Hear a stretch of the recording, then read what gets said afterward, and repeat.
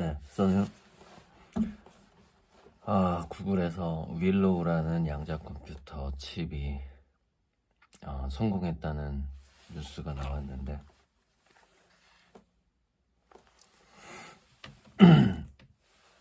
하고 싶은 얘기가 좀 많이 쌓여 있는데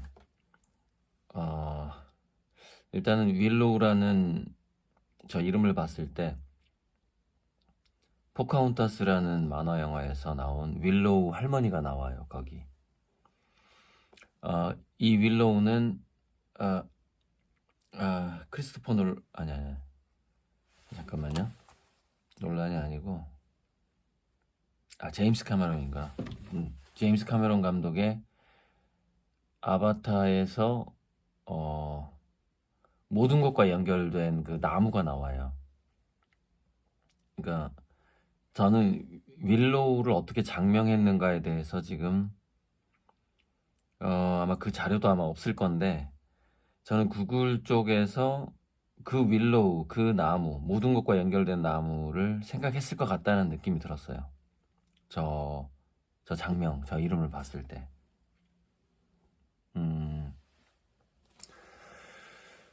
그리고 이제 윌로우가 나오고 나서 비트코인이라던가 코인계에서 한 3% 정도 이렇게 또는 13% 정도 빠지는 가격이 빠지는 일이 있었고 거기에 대해서 많은 유튜버들이 또 분석을 하고 있고 그런데 이제 분석을 하면서 자꾸 왜곡을 하고 자기 구독자들이 코인 투자자들이 많기 때문에 그 코인 투자자들의 기분을 나쁘게 하지 않게 하는 방송을 하는구나 이런 것들이 이제 자꾸 느껴져서 이게 오히려 그게 저한테는 되게 기분이 나쁘거든요. 그래서 한 그 증권 방송 뭐는 뭐라고 하냐면 그러니까 그 윌로우의 성능을 테스트해 보니 10에 24승년이 걸리는 문제를 5분 만에 푼다라는 거거든요. 그래서 그 굉장히 낯선 숫자 단어가 나와요. 10에 24승. 그러니까 이거는 그러니까 이 세상에 있는 모든 뭐 금융 암호라든가 그 군사 정보를 다루는 암호라든가 모든 암호를 다 풀 수 있다는 것이고 근데 여기서 왜 비트코인, 코인유가 왜 위협을 받냐면 그 코인유는 그냥 암호 자체일 뿐이라는 것이기 때문에 그래요. 자, 그런데 좀 압축해서 설명을 해드리자면 지금 트럼프 대통령이 비트코인을 전략적으로 비축한다만 이런 얘기를 하고 있거든요. 그리고 그 모 증권 방송에서는 양자 컴퓨터가 모든 암호를 풀 수 있다면 중앙은행, 즉 기존의 그 은행들도 그 계좌 관리 같은 게 다 암호로 이루어지고 있는데 기존 은행들이 더 먼저 위험한 거 아니냐 이런 아주 말도 안 되는 얘기를 하고 있는데 이런 게 있어요. 우리가 조직적으로 누군가가 10명 이상 또는 100명의 어떤 함께 움직이는 행동을 하기 위해서는 반드시 뭐가 필요하냐면 동기부여라는 게 필요한 거예요. 그리고 그 동기부여를 조금 더 그 동기부여에 대의가 있고 명분이 있다 그러면 그걸 대의 명분이라고 하는 거예요. 자, 그런데 중앙은행을 해킹을 하고자 하는 동기부여가 있고 비트코인을 해킹하고자 하는 동기부여가 있다고 칩시다. 지금 실제로 비트코인은 북한이 자꾸 그것을 해킹해서 가져가서 핵무기 만드는 데 쓰고 있다 이런 보도들이 나오고 있죠. 그런 것들이 동기부여인 거예요. 왜 할 수 있고 지금 현재 컴퓨터만으로도 할 수 있고 약간의 성능이 좋으면 또 자기들을 위해서 유용하게 쓸 수 있잖아요. 이런 것들이 동기부여죠. 자, 그런데 비트코인이 미국의 전략 자산이 되면 어떤 동기부여가 형성이 되냐면 양자 컴퓨터는 지금 미국의 그 거대 기업하고 어떤 유럽 쪽은 아마 정부하고 기업이 합작인 것 같고 유럽의 그 양자 컴퓨터는 중국은 공산당이 양자 컴퓨터를 만들고 있어요. 그리고 그 수준이라는 것은 상당히 지금 인류급이라고 알려져 있고. 자, 그러면 지금 전 세계 금융은 하나로 묶여 있어요. 그럼 중국이 양자 컴퓨터로 어떤 동기부여를 할 때 지금 현재 전 세계로 통용되고 있는 은행 시스템을 공격하면 자기 위안화 체계를 공격하는 건데 그걸 해킹할 동기부여가 생기겠냐 이거예요. 아, 여기서 이 얘기를 빼먹었구나. 양자 컴퓨터는 최소한 중국이라는 국가의 공산당 정도가 밀어주는 돈이 필요해요. 어느 정도의 돈이 필요하면 조 단위의 돈이 필요해요. 조에서 경 단위 사이에 막대한 어떤, 그러니까 핵무기 개발이랑 되게 비슷한 거죠. 근데 우리가 점도둑이 핵무기 개발할 수 있어요? 점도둑이? 맨하탄 프로젝트 거기 몇 명이 모여서 13만 명이 모여서 겨우 그 핵무기 하나 만든 거예요. 13만 명이 미국 정부에서 돈을 들여서. 그 정도로 어려운 게 양자 컴퓨터예요. 그러면은 그러니까 뭐냐면은 그 도구 자체를 점도둑들은 가지고 있질 않아요. 양자 컴퓨터라는 도구 자체를. 그건 핵무기 같은 거예요. 자, 그러면은 기존 은행 시스템을 해킹하는 사람들은 뭐냐면은 보이스피싱 조직이라든가 점도둑들이에요. 그러니까 양자 컴퓨터로 기존 은행을 털 거다. 그럼 점도둑들이 조 단위에서 경 단위의 돈을 만들어서 양자 컴퓨터를 독자적으로 개발을 해서 은행을 털 거다 이 얘기인데 어떻게 그게 말이 되냔 말이에요. 그래서 심지어 그 사람은 뭐라고 얘기하냐면 그러니까 자기 구독자들 중에서 코인 투자한 사람이 많기 때문에 그 얘기를 하는 거예요. 그런 식으로 이상한 얘기를 하는 거예요. 너무 열받아가지고 제가 그거 보면서 그러니까 오히려 기존 은행에 저축되어 있는 돈을 코인으로 갈아타야 되지 않겠느냐. 심지어 이런 얘기를 하는 거예요. 와, 이거는 자기는 현금화하고 빠지겠다는 얘기거든요, 지금. 점점점 위협이 다가오니까 이 비트코인이나 코인계를 위협하는 양자 컴퓨터라는 존재가 다가오니까 제가 전부터 블록체인 시스템은 양자 컴퓨터가 등장해야만이 완벽해지고 그때쯤이 되면은 그것도 비트코인의 위협이 되지만 그 전에 그 CBDC가 먼저 위협이 된다 그랬죠. 비트코인에. 그리고 그때쯤 돼야지 진정한 이제 비트코인 소멸 내지는 폭망의 때가 온다. 이렇게 말씀드렸고.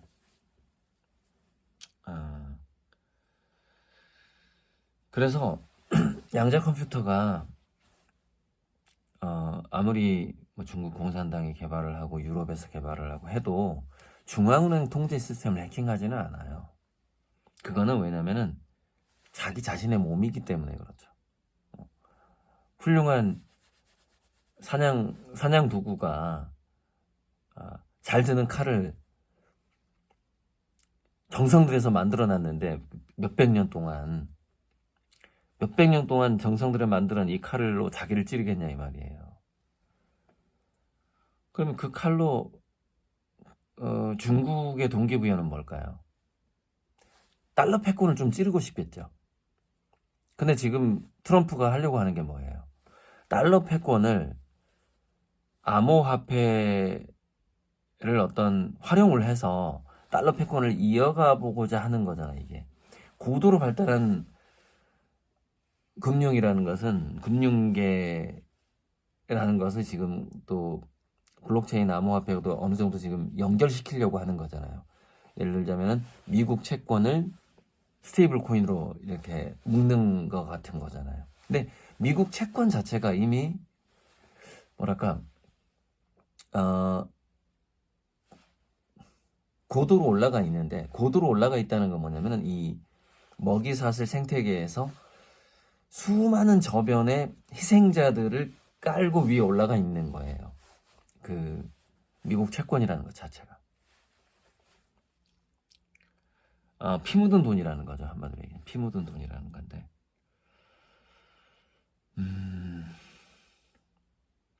자, 그러니까 금융계에서 이런 것 같아요. 그러니까 제가 스라이브라는 그 2시간짜리 영화를 보면은 어떤 여자분이 나와서 이렇게 얘기를 해요.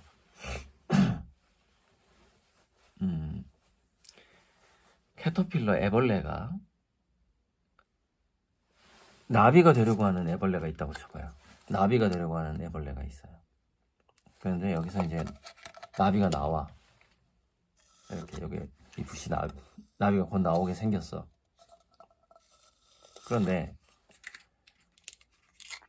이 애벌레가 번데기가 된 다음에 나비가 나올 것을 아는 사람은 이 애벌레를 죽이지 않는다, 이런 얘기를 해요. 그러니까 지금 전 지구적인 상황이, 한국도 그런 지금까지 번데기 속에 갇힌 그 애벌레의 상황이었고, 전 지구의 상황도 마찬가지예요. 자, 제가 CBDC가 STO하고 이제 묶일 거라고 말씀을 드렸어요. CBDC는 뭐냐면은 아주 욕심 많은 엘리트 집단들이 정말로 만들고 싶어 하는 거예요. 그리고 돈의 흐름을 다 파악할 수 있고 통제할 수 있는 도구, 맞아요. 그게 틀리다는 얘기가 아니에요. 맞아요.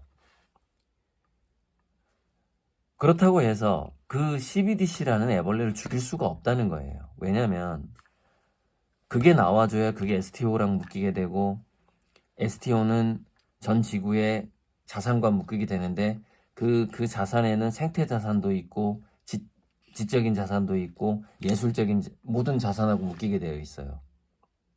그래서 CBDC의 목적은 그들의 어떤 소수 엘리트 집단에, 또는 뭐 일루미나티 뭐 이러는데, 그 사람들의 배를 불려주기 위한 목적이 있었다고 쳐요.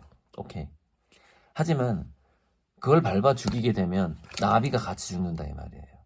그 아주 굉장히 좋은 비유를 하던데, 비유 정말 마음에 들었어요, 그게. 그러니까 제가 이런 얘기를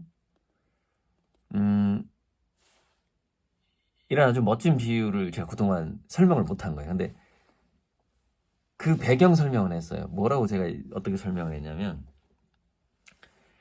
제가 하고자 하는 이 화봉기통이라는 것은 마치 그것은 유도나 합기도에서 자본주의의 힘을 빌려서 그 힘의 방향을 바꿀 뿐이다, 이런 얘기를 했잖아요. 그러니까 그 얘기나 지금 이 얘기나 마찬가지예요. 그러니까 욕심 많은 애벌레가 막 피 묻은 돈을 축적하고 있는데, 하지만 그 애벌레를 죽여버리면 나비도 죽는데, 때가 되면 이 CBDC라는 것이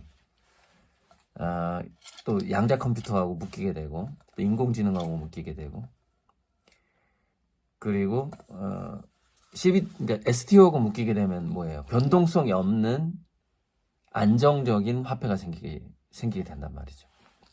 근데 그 과정에서 양자 컴퓨터는 욕심 많은 코인계를 무너뜨릴 거예요. 무력화시켜버리는 거죠. 그게 양자 컴퓨터가 할 일이고, 그걸 아마 중국 공산당이 그런 촉발을 하게 될지도 몰라요. 예를 들자면은 우리가 북한의 핵무기 시설은 쉽게 발견할 수 있잖아요. 그래서 미사일을 쏠 수가 있어요. 그런데 중국 공산당이 양자 컴퓨터를 개발하고 있는 시설을 알아낼 수 있을까요? 굉장히 은밀하고 좁은 곳에서 작은 실험실에서 할 수 있는데, 그래서 그거를 제 생각에 막지 못할 거라고 보이고, 그러니까 양자 컴퓨터라는 것은 뭐 엔비디아 칩이라던가 그거는 인공지능의 급속한 발달을 막을 수는 있어요. 그 반도체 칩 같은 것이 중국에 못 들어가게 하는 게. 하지만 그것이 양자 컴퓨터의 발달을 막을 수는 없어요. 전혀 다른 개념이기 때문에. 전혀 다른 연구실에서 연구되는 거기 때문에. 그러니까 수많은 칩이 필요한 것은 빅데이터를 모으기 위해서 슈퍼컴퓨터급 차원의 스토리죠, 그거는. 근데 양자 컴퓨터는 전혀 다른 스토리라는 것이죠. 그건 얼마만큼 다른 스토리냐? 이 윌로우에 대해서 얘기하는 거잖아요. 10에 24승 년이 걸리는 걸 5분 만에 푼다. 이거는 그래서 제가 물질 속에서 신을 발견했다 그랬잖아요. 양자 컴퓨터가. 전혀 다른 스토리고, 그리고 전 세계 금융계가 연결돼 있기 때문에 그 안에 중국도 포함되어 있기 때문에 자기 자신을 자해하지는 않는다는 거예요. 하지만 그 정도는 공격할 수 있죠. 비트코인을 전략 자산화하고 있어. 예를 들면 러시아하고 미국이, 또 어떤 제3국이. 그거는 공격하고자 하는 동기부여가 생길 수 있겠죠. 왜? 그거는 자기는 안 망가지고 쟤만 손해보니까. 그런 거예요. 이런 얘기를 빼고 하더라 이 말이에요. 이런 얘기를. 이 양자 컴퓨터가 개발이 된 이후에 코인계 가격이 떨어지고 있는 이유가 바로 이런 압도적 해킹 능력 때문인데, 심지어 그 해킹이 중앙은행을 먼저 해킹할 거라는 말도 안 되는 얘기를 하고 있는 거죠. 무기도 없는데. 전 세계 뭐 한 5개 개체만 그 양자 컴퓨터를 지금 개발하고 있는 건데. 그래서 첫 번째 정말 말도 안 되는 그 모순되는 얘기, 그러니까 의도적인 얘기. 자기 채널의 사익을 위한 의도적인 그런 이야기들이 구독자들이 화낼까봐 그런 걸 하는 거죠. 그런 어떤 전혀 반대의 이야기를 하는 거죠. 비트코인이 먼저 위험한데 중앙은행이 먼저 위험하니까 그 저축을 코인으로 옮겨야 된다는 이런, 그렇게까지 왜곡하는 건 정말 너무 비인간적인 것 같아요. 그거는 좀 두루뭉실하게 얘기를 하던가. 자, 그래서 이 양자 컴퓨터의 개발은 굉장히 혁명적인 일이고, 어쨌건 제가 생각했던 2024년 가을에서 2024년 말에 분명히 AGI급의 어떤 선언이나 발표가 있을 것이라고 제가 얘기해왔던 2016년, 2017년 경부터. 근데 제가 최근에 뭘 발견했냐면 2017년 12월에 이 유존이라는 블로거가 있어요. 이 사람이 무슨 수행하는 사람인가 뭐 그럴 것 같은데 카페가 있어요. 카페.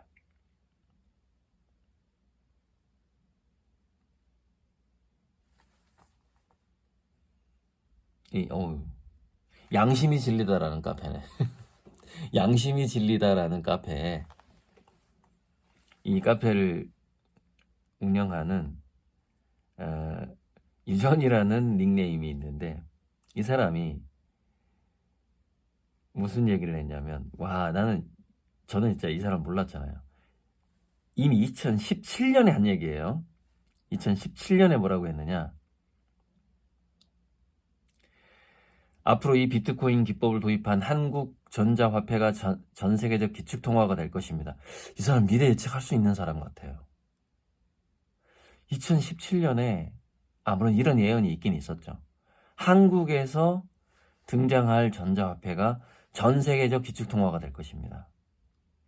다만 지금 시중에서 거래되고 있는 비트코인과는 상관없이 한국 정부가 인정한 새로운 화폐에 해당되는 것이며, 이 국영전자화폐는 이때는 CBDC란 말이 유행하지 않을 때예요.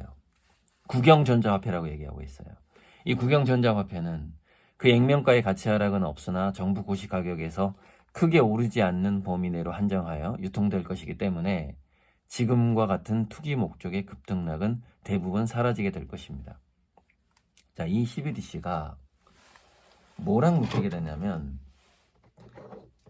STO랑 묶이게 되는데 이 STO에는 생태 자산까지 포함된단 말이에요. 그야말로 선본홍제 자산이 포함이 되는 거예요.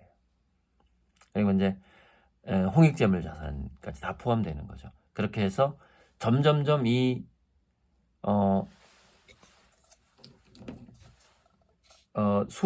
소수의 욕망을 채우기 시작했던 이 애벌레에서 CBDC하고 STO가 묶이기 시작하면 점점점 이 애벌레가 나비로 바뀌게 되는 것이죠.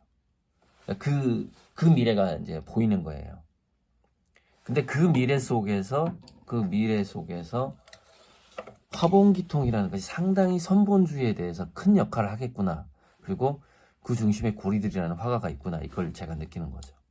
그걸 느끼고 그런 얘기를 2018년, 19년 이때부터 얘기했는데 이미 2017년에 한국에서 한국의 CBDC 이 형태가 전 세계 기축통화가 될 것이라고 얘기한 사람도 있는 거예요. 이제 양심이 질리다 카페에서. 좀 놀라운 공식성이죠. 이제 저 사람은 이제 선본주의 얘기는 안 하고 있죠. 선본주의라는 것은 기본적으로 제가 기프탈리즘이라는 새로운 말을 지었듯이 어떤 기프트와 관련된 거기 때문에 이것이 저는 이 그림하고 관계될 것이라고 보고 있죠. 그러니까 특히 저의 그림이 그 선본주의를 시작할 거라고 생각해요. 만들어낼 것이다. 그러니까 전지구적으로 우리가 뭐냐면은 자기 희생을 통해서 자기가 번 돈을 이렇게 기부하고 그게 너무 희생적이잖아요. 그러니까 그런 선본주의는 지금까지 있어 왔어요. 자기 희생을 통한 선본주의가 있어 왔죠. 근데 저는 그런 소수의 희생을 통한 선본주의가 아니라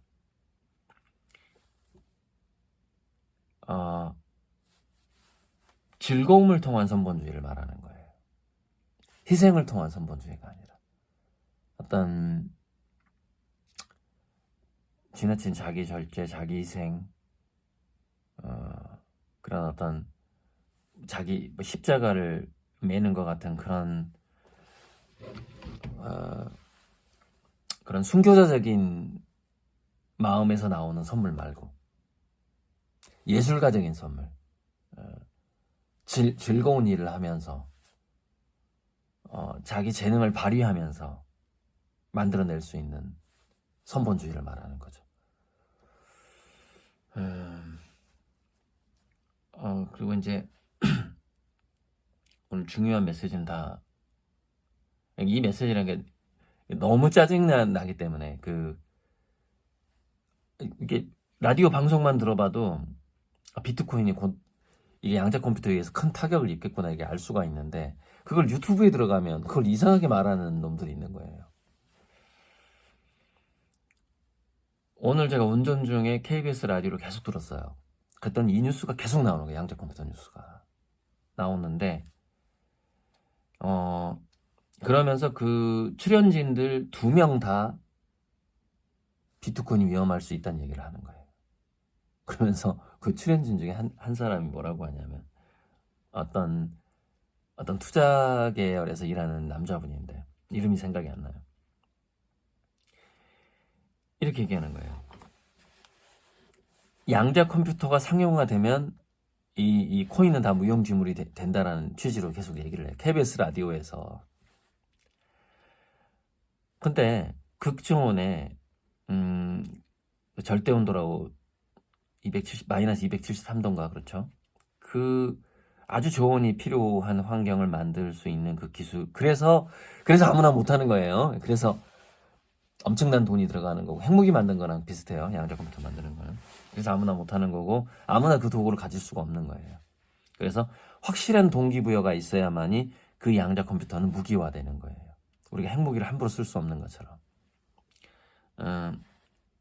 그런데 그 양자 컴퓨터가 상용화되려면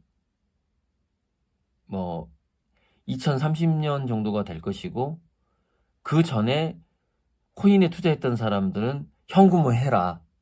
2030년 전에 현금화해. 이런 취지야.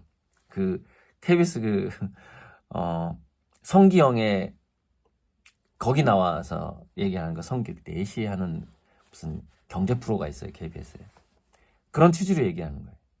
제가 그 얘기를 딱 듣고 바로 박 실장한테 얘기했어요. 저거 말도 안 되는 거다. 자, 2가지를 놓쳤어요. 첫째, 양자 컴퓨터라는 무기를 가진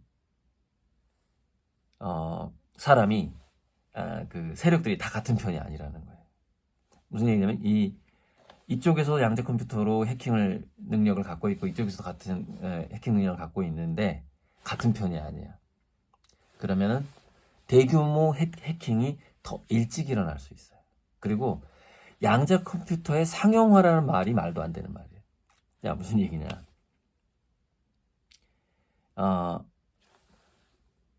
전 세계의 이 슈퍼컴퓨터는 전 지구의 시스템이 사물 인터넷, 만물 인터넷으로 하나가 됐을 때, 그리고 전 세계가 광속으로 그 모든 데이터가 곳곳에서 슈퍼컴퓨터급이 그 데이터를 생성을 해서 본부로 보낼 수가 있겠죠.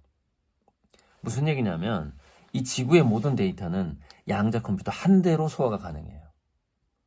그러니까 양자 컴퓨터는 노트북이 아니에요. 양자 컴퓨터가 상용화, 그러니까 거기서 모순이 있는 거예요. 우리가 상용화라는 것은 이렇게 제품으로 만들어서 집집마다 준다는 얘기잖아요. 이 휴대폰 상용화하고 PC 상용화 때하고 달라요. 양자 컴퓨터는 차원이 다른 거예요. 성능이 10의 24승 배가 좋아요. 10의 24승 배라는 것은요. 그러니까 이 우주의 원자수가 몇 승이라고 하더라. 그러니까 이 우주의 원자수 같은 그런 숫자예요. 무슨 얘기냐면 각 국가마다 각 집집마다 줄 필요가 없다는 얘기예요. 양자 컴퓨터가 지구상에 하나만 있으면 이 우주에 있는 모든 데이터를 계산할 수 있다는 얘기예요. 무슨 거기에 상용화가 왜 필요하냐고요. 중요한 건 뭐라고요? 대의 명분과 동기만이 중요한 거예요. 양자 컴퓨터 개발 이후에는. 그러니까 그런 어떤 성기영 씨도 이제 개념이 없으니까 뭐 그렇게 얘기하고 나온 패널도 무슨 뭐 상용화 하는데 이 상용화라는 것은 왜 동기부여가 중요하다고 하냐면은 연결만 되면 바로 상용화가 되는 거예요. 이 윌로우가. 문제는 뭐냐? 언제 연결하지를 결정하는 거예요. 전 세계에 있는 모든 컴퓨터 시스템과 금융 시스템과 슈퍼컴퓨터와 기상 예보를 하는 슈퍼컴퓨터와 그것이 중국의 공산당의 양자 컴퓨터이든 구글의 양자 컴퓨터이든 유럽의 것이든 간에 연결만 되면 그 즉시 상용화 되는 거예요. 그것이 연결만 되면. 그래서 동기부여가 더 중요한 거예요. 그런데 이 세상은 기술의 발달 정도로 흘러가는 세상이 아니에요. 이 발명품 특허를 연구해 보면 이미 지금 냉장고보다 더 좋은 시스템의 무전력 냉장고가 나왔으나 전기를 팔아먹어야 되는 회사에서 그 특허를 사장시켰어요. 그 다음에 프리에너지 모터 같은 게 나오잖아요. 사장시켜요. 암을 효과적으로 치료할 수 있는 발명품이나 의약품이나 뭐가 나오잖아요. FDA에서 사장시켜요. 막 소송 걸고 뭐 이렇게 하고 뭐 엄청난 누명을 씌워가지고 그냥 그 존재를 없애버려요. 돈에 의해서 움직인다는 거죠. 사람에 의해서 움직여요. 이 세상의 동기부여는. 어떤 사람이 그 결정을 할 수 있는 자리에 있느냐가 더 중요한 거예요. 이 세상의 변화라는 것은. 그것을 두고 인사가 만사라고 하는 거죠. 그것을 두고. 기술이 없는 게 아니라 기술을 적용하고자 결정할 수 있는 사람이 없는 거예요. 그 사람이 그 권력을 현재 갖고 있지 못하는 거죠.